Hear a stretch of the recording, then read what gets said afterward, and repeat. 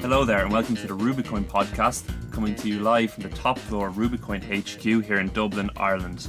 I'm James Dunn, and this month joining me is Emmett Savage, our chief investor and co-founder, Rory Curran, our head analyst, and Maeve Redmond, the head of customer design here at Rubicoin. Maeve, welcome to the Rubicoin podcast. Hi there, how's it going? I hope you're prepared for this. I am. I'm cautious and also excited. So this month we're going to be looking at Facebook and in particular Mark Zuckerberg's mea culpa. We're going to take a look at Spotify and how they took an alternative route to the stock market. And we're also going to discuss our Learn app, which got a revamp this month. Unless you've been living under a rock for the past few weeks, you're probably aware that Facebook has been in a bit of trouble recently. In the middle of last month, it was revealed that more than 50 million Facebook users had their personal information compromised by a third party, Cambridge Analytica. They then casually upped that figure to about 87 million users, including CEO Mark Zuckerberg himself. Rory, I suppose the first question is, what exactly happened? Well, it's shocking, isn't it? There is actually companies out there harvesting our Facebook information. Who knew? Who knew?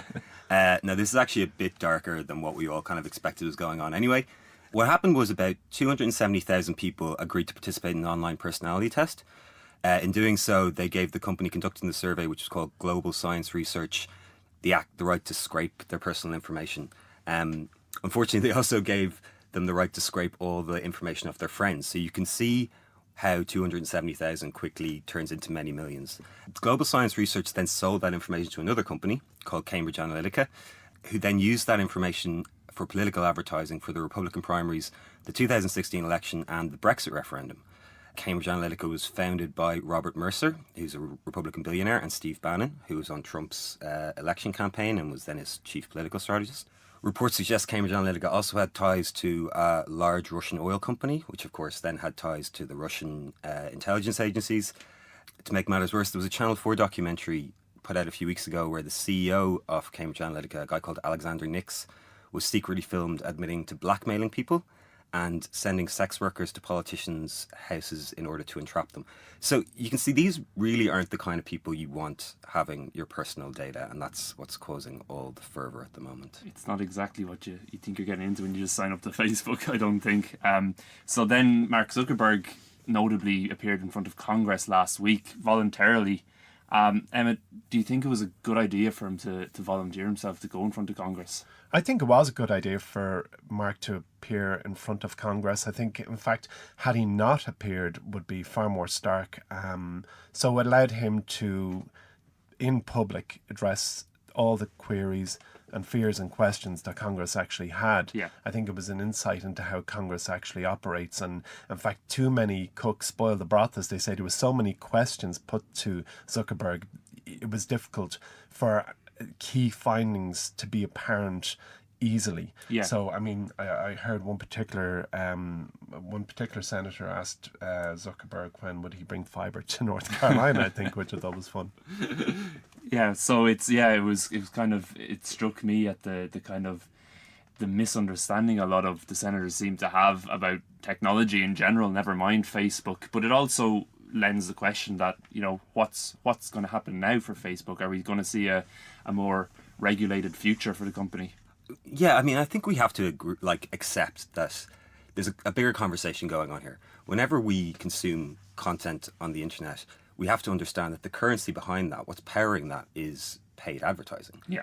So anytime you consume content, whether it be on Facebook or Twitter, or if I'm reading an article on CNBC and I see an advertisement for a brilliant investing app called Rubicoin, I understand that that's part and parcel of what's going on. And it's quite innocent. It's the way people have been advertising to us since, the Nielsen ratings came out. On the other hand, you see something that's a lot more upsetting, which is, a company like Cambridge Analytica actually weaponizing our data, our personal data, to, spark up political fervor and to actually kind of brainwash us into acting certain ways.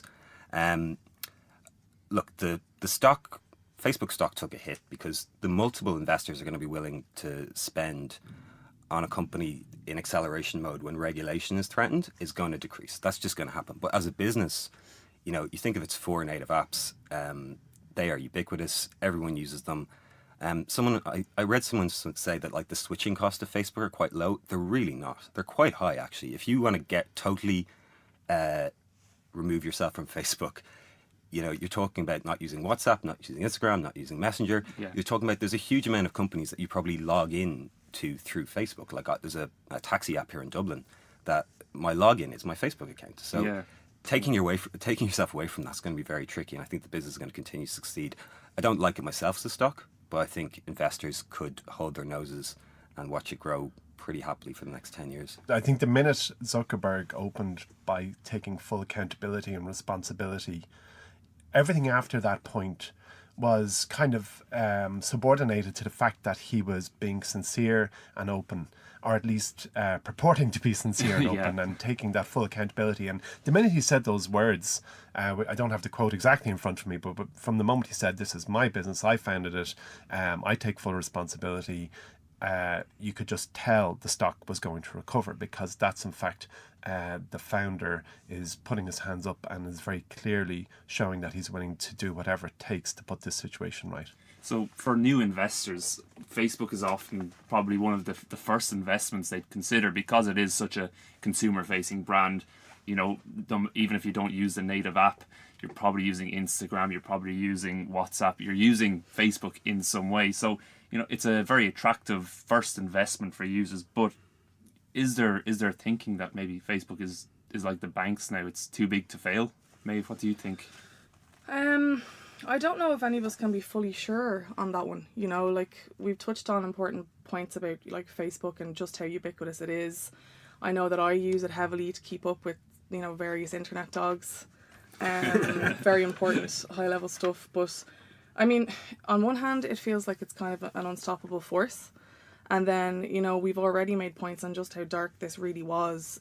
This was kind of beyond the usual kind of data breach. Like, one of the whistleblowers from Cambridge Analytica, Christopher Wiley, I have a quote here from him that says that for the US election, they were not targeting voters, they were targeting personalities. Yeah. So, like, that's stepping it up to a place where actually this is worrying. Not only are they kind of making money out of us, but we're getting to a point where our data is being used as a dark force. You know, and that tips over for me into a frightening place, and I'd wonder whether other people might feel the same, and it might come to a point where the market sentiment on Facebook flips or changes. Yeah, so it could come to a point maybe that it becomes an ethical consideration rather than just purely investment.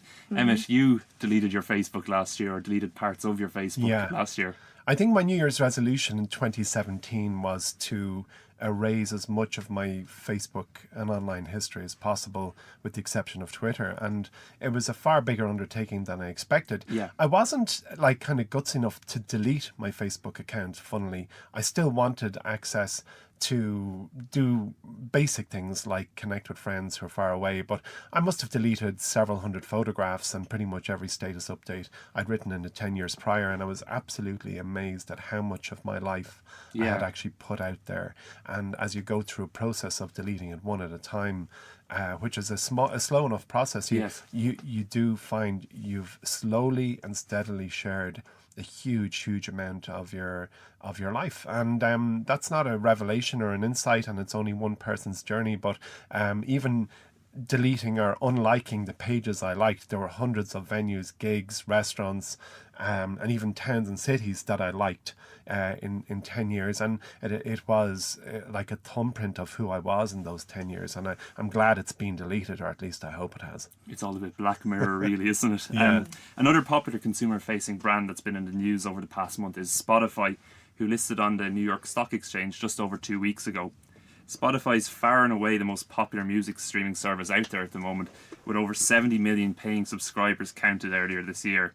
Just to put that into some comparison, Apple Music reported just 38 million paid subscribers early last month.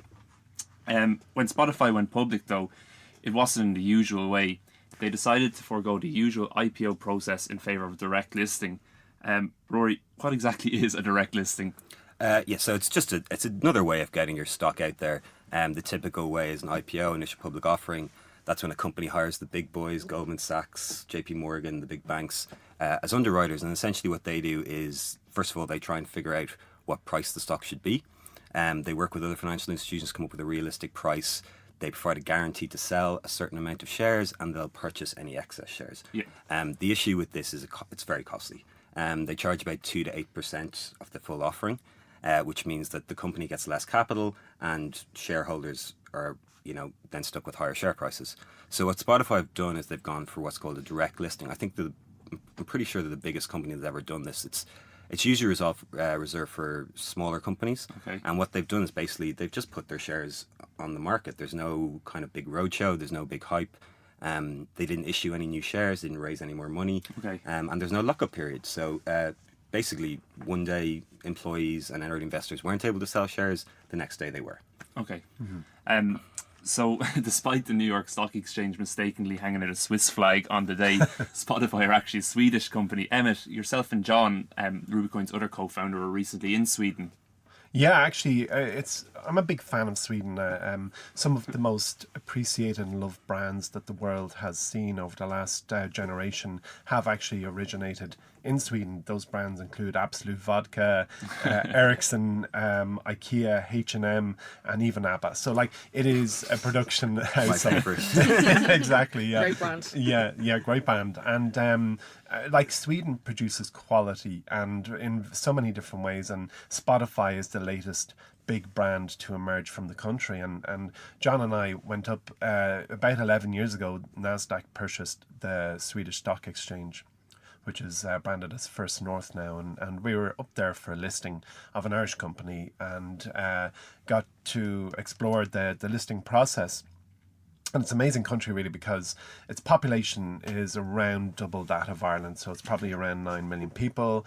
It has a very, very high culture of share ownership. And it made sense to me after visiting the country and the exchange why Spotify went for a direct listing.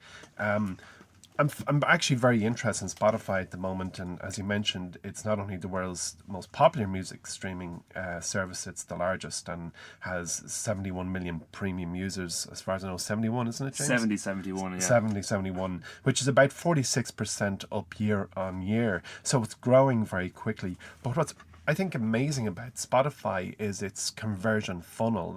Most businesses are a funnel. So if you think of your local grocery store, that it's effectively a funnel. You walk in the front door, you go down the back to get milk, you walk to the front, and in that journey, the more items you put in your basket before you walk out, the better. And Spotify's funnel is you download their app, you become an unpaid freemium user. They have 159 million monthly active users. Okay. And they have 71 million premium users. So what this actually means is that 45% of Spotify users are premium, and they account for 90% of the business's revenue. So wow, okay. It's not really an advertising business per se. Sure, 10% of its revenue is derived from advertising, but 90% of its revenue is derived from those 45% of users who are paying a monthly fee. And that's a very... I've taken particular interest in that business model because Rubicoin are an app you can download, and ultimately we are too a funnel, and it's a very interesting business for us to look at and learn from.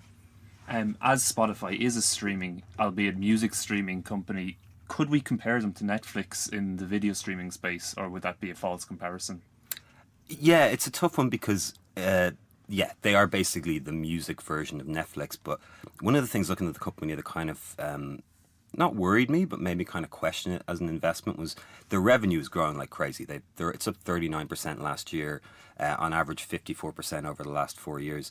But for every dollar that goes into Spotify at the moment, they're only keeping 21 cents in gross profit. And that's before, they pay sales and marketing, they pay research and development, they do any general administrative fees. All of that money is basically going into, keeping the platform going and paying royalties. And we talk about Netflix all the time and say, look at all this money they're spending on creating content. But all that money that they're spending on creating content, they're building new IP. They're creating Stranger Things and House of Cards and Orange is the New Black and the new Queer Eye. Whereas Spotify is not really creating anything. They're paying musicians money they've already made the content for. They're not going to own the content at any point. So I don't know. It's going to be tough to see how they leverage that revenue growth into actually making enough money to compete against the likes of Apple and Amazon and Google Play when it comes to kind of advertising attracting users. So it's be interesting to watch play out over the next few years. Yeah, on that point, Maeve, how do you think Spotify over the long term can keep their edge against Apple? They have a fairly big head start at the moment, but Apple is Apple. They're coming for them. Yeah, Apple is Apple. I mean, I actually use Apple Music. I don't actively use Spotify. Yeah, I'm a Spotify person. They might have me pip to the post with the playlists though, because people share them with me regularly. Yeah. And that's kind of one part that I think maybe I might switch. But I have a question I think possibly people listening might like to know about the direct listing, because I think we've covered the what and the why of it, but like it still feels fairly unique. So is this something we're going to see happening again? Is this going to be a regular thing, or is this totally unique to Spotify and their situation? Or I mean, look, it's happening before, but the fact that such a big company is doing it, maybe the impetus for us to see it a lot more. I mean, Spotify didn't need the cash. They didn't need to raise the cash. They recently sold some convertible notes to some of the big banks, so they have money in the bank. It's not the big payday that early investors usually look for. So I mean, it's a very kind of Spotify thing to do. It's a bit off kilter. It's quite kind of cool in comparison to the usual IPO roadshow. Wouldn't be surprised if we see other companies going down that route in the future. yeah. So are Spotify on our long list, short list, or no list? Oh, they're certainly on a list. We keep a close eye on. Yeah, they're on our internal watch list, as you know, James. Yeah. We discuss them quite regularly. I'm a heavy user. I really like the product, Yeah. and they're only in 61 countries at the moment. And Okay. in those 61 countries, they've only got about 13% of people with smartphones have them, which I thought was quite low. I think nearly everyone I know has Spotify or perhaps Apple Music. So there is room for them to grow, huge room for them to grow. It's just, I don't know if they've proven the model yet that it's going to be a highly profitable business going forward. I actually am one of those people who actually is subscribed to both Apple and Spotify. I'm using both. We have a family plan for Spotify, and I had already subscribed to Apple Music, so I use both interfaces, and I'm not mad about either as it happens. I'm not a Okay, huge fan of interesting, either. I think there's still a way to go on the UI journey, but the bottom line is I can get to whatever music I want within seconds with both. And if I had to choose one as a user of both, I'd choose Spotify just for the user interface. Okay. As many of you might know, April is Financial Literacy Month in the US. So we thought it to ourselves, what better time to release a brand new version of the Learn app. For those of you who might not know, Learn is our free app that teaches pretty much anybody everything they need to know about investing in the stock market. It's pretty popular. It's already had more than 1 million downloads since we released it. And we've been getting some pretty good reviews back about the new version of Learn. Maeve, you're a head of customer experience design here at Rubicoin. Do you want to explain a little bit more to us about, why the Learn app is such an important part of a user's journey from, complete novice to investor? Yeah, sure. So the Learn app, I think we'd probably all agree, is one of our most beloved assets. Yeah, absolutely. Any feedback or reviews that we get from Learn are usually glowing, and a common theme within them is gratitude. So if we're talking about financial literacy, I think, an important point to make is that we're really allowing people feel like they are teaching themselves quite basic and rudimentary things about your approach to finance. That sounds kind of, obvious and straightforward, but within the world of finance, it's really not. Yeah. That kind of grasp on your own savings and your approach to your own money can feel out of reach depending on who you are and where you are in the world. So for Learn and for the customer journey within Rubicoin, it's the ideal place to start. It may not happen that way for every user, but I think it's empowering, that's a touchy word, but I think when you relearn, if you engage with it in the right way, you come away feeling this is totally possible. Yeah, it really opens up, the scary world of finance and breaks it down. Rory, as a survivor of the QFAs, you can probably give us some information or shine some light on the complexity of financial literacy. Yeah, so someone who's actually studied this stuff in a professional qualification way, I can tell you my biggest learning is that this is stuff that everyone has the brain power to understand. There's nothing in there that's too complex for people to understand if they have the time and interest to to study it. Yeah. If I ever meet someone who's studying it just for fun, I think they've probably lost their marbles because it's purposefully made so complicated that no one really could do it themselves without seriously dedicating years to figuring it all out. And that's the Irish system. I'm not sure what it's like in America. But and that's the problem. There's only a certain amount you can teach people, whether it be in school or whether it be in higher education, about their personal finances before it gets so complex that you're actually setting them down a career path where this information would only be useful in a professional setting. Yeah, and you mentioned purposefully. Why do you think it's purposely made so complex? Well, I mean, look, it's a complex situation trying to create kind of progressive tax systems and so forth, but I mean also it creates an entire industry of people who you have to pay money to sort this stuff out for you. Yeah, I believe that's called regulatory capture. Oh, is it? Yeah, I mean that kind of like is a hangover from the world of banking in general, though, isn't it? Like, and I mean, what us and other people are setting out to do is to try and create products that tear those walls down, and make it less awful, and more straightforward and mobile. That's an interesting point, Maeve. There is, there's kind of a global shift with the rise of apps and in particular fintech towards really simplifying complex processes like banking or, even like hailing a cab with Uber, just putting all the nasty stuff behind a nice user interface. Yeah. I mean, if you think the first stock market, as far as I recall, and I'm sure our listeners will Google this and get it far more accurate, but I think the first stock market opened in Antwerp in around 1461 under Philip the Good or Philip the Great. And when you think about it, I'm not sure if he was good. He was good and great. Great guy. Yeah, great guy. Philip the best. So we've had, Philip the best. So we've had around 600 years of that industry evolving. And that's a huge amount of legacy that's building up just in the area of the commercial world that we Rubicoin are interested in, which is publicly listed companies. Yeah. When you take all the other areas of finance, banking and related industries, they too have had a multi-hundred-year legacy which is built up. So those banks that you can look at on as old dinosaurs, whether it's Bank of America or other giant businesses, they're dealing with legacy systems, processes, products, software and systems that younger, more agile businesses don't have to deal with. So there's an absolute distinct advantage for smaller businesses to take a crack at something that they're free and unencumbered by legacy. Yeah. To take it back to the Learn app then, Maeve, in your role here at Rubicoin, you regularly use something that's, I think the whole team really enjoys, is you talk to, very active users of the Learn app and indeed the Invest app and create kind of customer stories, just so the whole team here at Rubicoin gets a good sense of, the people who are actually using our apps, which is important. Do you want to kind of explain a bit more about the customer stories and the, I suppose, diversity you've encountered with the people using our apps? Yeah, absolutely. Like the Learn app is one where we see a real spread of different types of people, and they're all over the world at this stage. Yeah.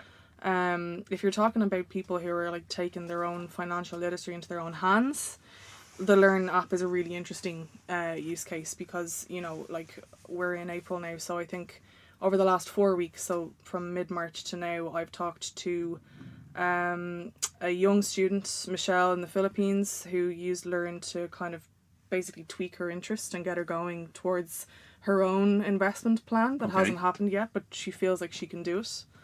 Another female user, April, was based in the States. She was on the kind of other side of the coin of Michelle, so she wasn't starting. She was, in a later stage of life, had sold a property and had basically never felt like she could do this on her own before. Yeah. And Learn was her first touch point. Yeah.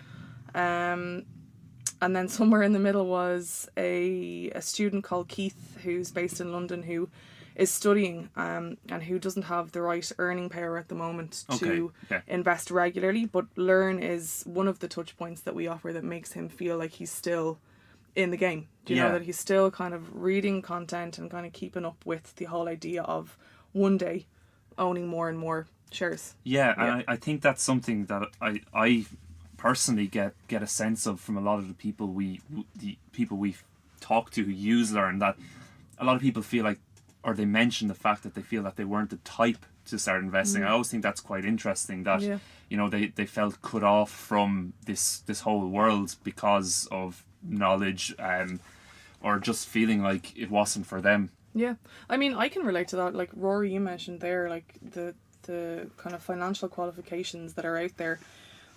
They seem so full of, you know, like needing huge brain power and being a certain type.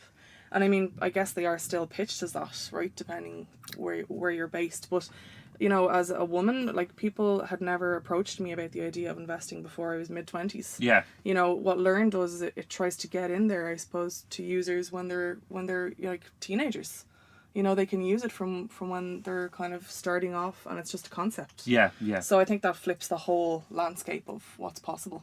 It's a product we're very proud of here at Rubicoin because there is no registration, there's no cost of using it, there's no adverts, there's no hard or soft sales. It literally is a product like you would expect had you paid 20 or 50 bucks for, and it's free to use. And we know from our insights and from usage profiles how customers are using it, when they're using it, and we improve it all the time based on what a person values. And I think it's the greatest digital financial product out there. Yeah, the new version of the Learn app, as I mentioned already, is available now on iOS and Android. It's quite hard to believe it, but we're staring down the barrel of another earnings season already. Emmet and Rory, before we finish this month's podcast, I was hoping to get a quick 30-second elevator pitch off both of you about a company you might be looking at in depth before this earnings season starts. Emmet, do you want to start? I'll time you. I'll be strict with the timing. Well, I'm going to tell you what I'm liking at the moment. I'm liking Tesla again. Just to give the elevator pitch, Ford has produced 100 million vehicles in its lifetime and is currently valued at about 45 billion by market cap. Tesla has produced and distributed about 200,000 cars, or 0.2 of a million, and is valued at 50 billion. So it's about 10% higher valued, if you like, shoulder to shoulder by Ford. But what we are looking at with Tesla is the ultimate smart device. People are not looking on it as correctly. They're looking on it as a car company, is a smart device company. Tesla is in the business of energy generation, energy storage, energy distribution. The business knows where you are, where you're going, autonomous vehicles, driving on their own. It is truly a data business, and it's being undervalued at the moment. Was that 30 seconds? We'll give it to you. We'll let you away with it. Okay, so strong case made for Tesla there ahead of their earnings. Rory, who are you looking at? Yes, I'm going to go for, like Emmet, an app that's already in our showroom. What I'm really looking forward to seeing how their earnings perform this quarter is Under Armour. They're definitely one of the laggards of our showroom. They hired a new management team a few quarters ago. One of them was a guy called Patrick Frisk, who's now the president and COO. Read up on his resume, it's incredibly impressive. Last quarter, the direct-to-consumer business started showing signs of life. International's growing well. I think a good quarter this time could be the signal for a real turnaround at that company. Okay, cool. You stayed more within time. That's all we have for you this month on the Rubicoin podcast. Remember, there's lots of new content in the Invest app, though, over the past few days. This month's new Star Stock was actually published this week. Emmet, I believe you described it as a boring company with some very, very interesting fundamentals. Yeah. So it looks like one right up Peter Lynch's street. Yep. This month's Stock of the Month was also written by our friend and fellow analyst Jason Moser over at the Motley Fool. It's a really, really interesting read. And we've also got a new expert opinion piece coming out sometime next week, which will be available, as always, in the Invest app. This Thursday, the April the 19th, Emmet, you're also hosting a live Q&A session on Twitter. That's right. So if you want to get involved in that, simply follow our Twitter. That's Rubicoin on Twitter. And the hashtag RubyChat. That's RUBICHAT. Hashtag RubyChat to ask any questions to Emmet. I'm sure he'll be delighted to answer lots of questions. As always, if you have any questions or topics you'd like us to discuss on the next Rubicoin podcast, you can get in touch. You can get in touch on social via Facebook or Twitter. You can email us at pod@rubicoin.com. That's pod@rubicoin.com. Or you can get in touch with us through the Invest app. Just tap on the Talk to Us section in the You section of the app. As always, please rate, review and share the podcast with anyone and everyone. From me, James, and from the rest of the team, thanks for listening.